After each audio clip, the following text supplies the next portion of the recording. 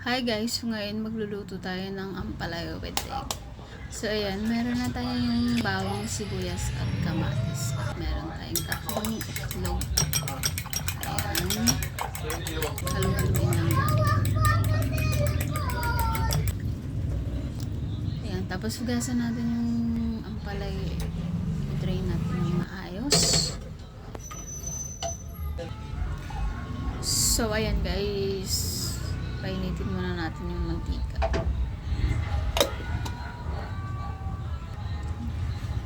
Ayan, mainit na. Ilagay na natin yung sibuyas. So guys, kahit simple lang yung niluluto natin, dapat masarap. Para hindi masayang effort natin. Ayan na yung sibuyas. Isunod naman natin yung kamatis.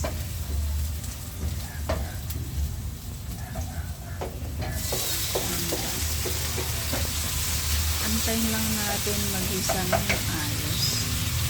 Tapos kapag okay na, pwede na natin ilagay yung ano dyan, yung ampalaya. Okay? So ayan, antayin lang natin mag-isa ng maayos. Mas masarap kasi pag nag-isa ng maayos. Ayan, ilagay na natin yung ano, ampalaya. Haluin lang natin ng maayos. Ayan siya. Haluin natin.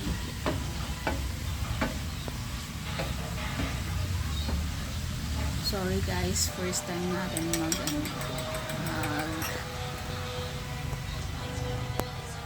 so ayan guys, nilagay na natin yung itlog.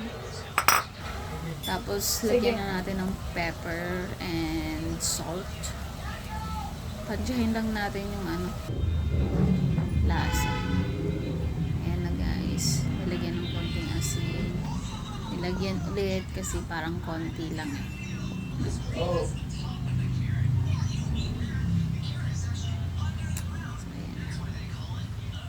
Kailangan saktong-sakto lang yung luto natin guys, kasi pangit pag overcook eh. Hindi iba na yung lasa.